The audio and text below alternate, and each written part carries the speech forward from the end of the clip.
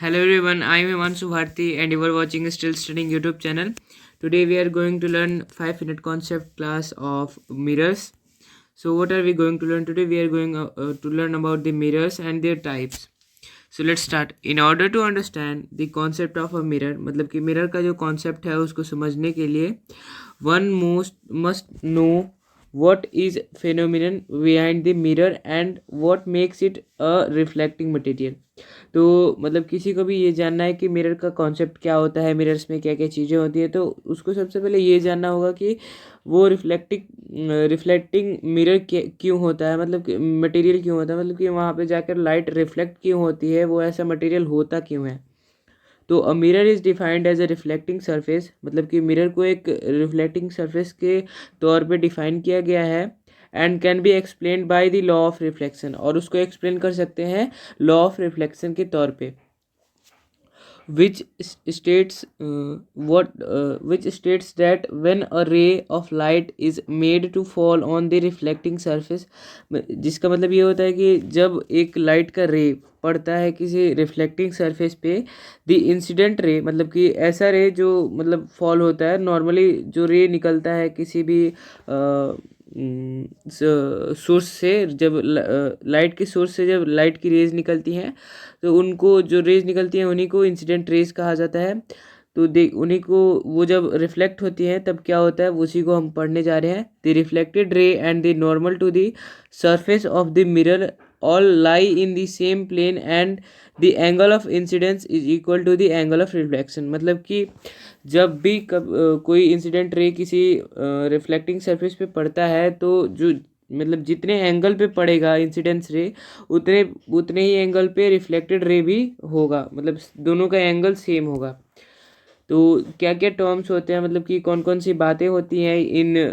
Raise में या फिर जो रिफ्लेक्शन है उसमें, वो ही पढ़ेंगे अब हम. इंसिडेंट रे क्या होता है, तो incident ray it is defined as a ray of light that hits the surface, मतलब कि कोई भी लाइट है वो किसी सरफेस को हीट कर रहा है तो वो होता है इंसिडेंट रे. रिफ्लेक्टेड रे क्या होता है, it is defined as the ray of light that is reflected back after hitting the surface, मतलब कि किसी सरफेस को हीट करने के बाद, मतलब कि हीट नहीं, गर्म नहीं, हीट करने का मतलब कि उसमें से टकरा कर जब रे जो होता है लाइट रे वो फिर से पीछे की तरफ आता है, फिर से मतलब बैक होता है, बाउंस बैक होता है, तो उस रे को रिफ्लेक्टेड रे कहा जाता है. तो नॉर्मल रे क्या होता है, it is defined as the ray that is 90 degree to the surface और the ray which is perpendicular to the reflecting surface, मतलब कि अगर किसी सरफेस पे हम पूरी सीधी रेखा मारे, मतलब कि एकदम 90 डिग्री पे हमारा जो रे है वो है, तो उसको नॉर्मल रे कहेंगे. अब एंगल ऑफ इंसिडेंस किसको कहते हैं, मतलब कि एंगल ऑफ इंसिडेंस का मैं एक थोड़ा सा उदाहरण दे रहा हूँ कि मतलब कि आप कोई भी रे सोर्स से अगर लाइट रे बाउंस बैक कराने के लिए किसी सरफेस पे अगर आप निकाल रहे हैं रे को किसी सोर्स से, तो उस वो जो आपका रे है वो जिस एंगल पे पड़ेगा उस सरफेस पे वही होता है एंगल ऑफ इंसिडेंस. तो उसको देखिए किस तरीके से डिफाइन किया गया है, it is defined as the angle between the incident ray, मतलब कि वो एंगल होता है इंसिडेंस रे एंड द नॉर्मल, मतलब कि जो नॉर्मल रे होता है उसके और इंसिडेंट रे के बीच में जो एंगल बनता है उसी को कहते हैं एंगल ऑफ इंसिडेंस.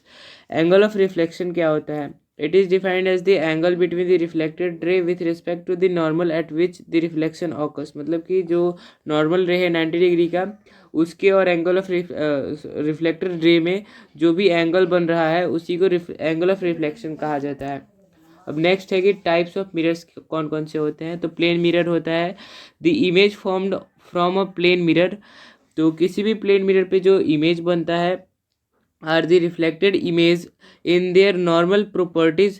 तो उनका जो प्रॉपर्टी होता है वो नॉर्मल होता है but reversed from the left to right, मतलब कि लेटरल इन्वर्स होता है, मतलब कि लेफ्ट का राइट में दिखेगा और राइट का लेफ्ट में दिखेगा प्लेन मिरर्स में, मतलब कि जो इमेज बनता है वो लेफ्ट का राइट और राइट का लेफ्ट हो जाएगा, मतलब कि लेटरल इन्वर्स हो जाएगा. These are the most widely used mirror, मतलब कि ज़्यादातर प्लेन मिरर्स का ही यूज़ होता है. कॉन्वेक्स मिरर्स क्या होते हैं, these are the special spherical mirrors, मतलब कि ये जो कॉन्वेक्स मिरर्स होते हैं वो स्फेरिकल मिरर्स होते हैं, जैसे कि मैंने लेंस के टाइम पे बताया था कि जो स्फेरिकल लेंस होते हैं वो होते हैं कॉन्वेक्स और कॉन्केव, वैसे ही इसमें भी है.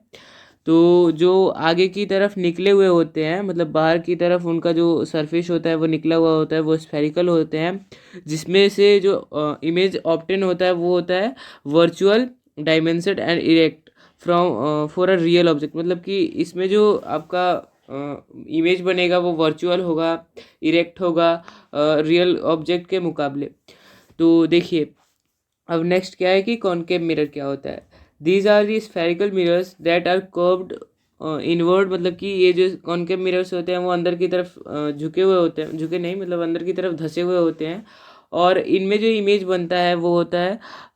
मतलब इसमें जो इमेज बनता है वो इरेक्ट नहीं मतलब इन्वर्स होता है, और इसमें भी मतलब इसमें भी इसमें रियल इमेज बनता है, और मतलब इसमें जो रेज होते हैं वो कन्वर्ज करते हैं कॉनकेव में, और कॉन्वेक्स में डाइवर्स करते हैं। तो देखिए इसको मैं पढ़ के बता रहा हूँ, मतलब इसमें जो लिखा हुआ है उस हिसाब से क्या होता है। दीज आर दी स्फेरिकल्स मिरर, ये भी स्फेरिकल मिरर होता है। डेट आर कर्व्ड इनवर्ड, अंदर की तरफ धंसे हुए होते हैं। And the image obtained from this mirrors depend on the placement of the object. मतलब कि इस पे जो इमेज बन रहा है वर्चुअल है या फिर रियल है, वो इस बात पे डिपेंड करता है कि जो ऑब्जेक्ट है जिसका इमेज बनने जा रहा है वो कितने पास है इसके, मतलब कि उसके प्लेसमेंट के हिसाब से इसका इसके मतलब जो इससे इमेज बन रहा है वो डिपेंड होता है। तो यही था आज का छोटा सा टॉपिक। मिलेंगे आपसे किसी नेक्स्ट वीडियो में नेक्स्ट टॉपिक के साथ, तब तक के लिए बाय।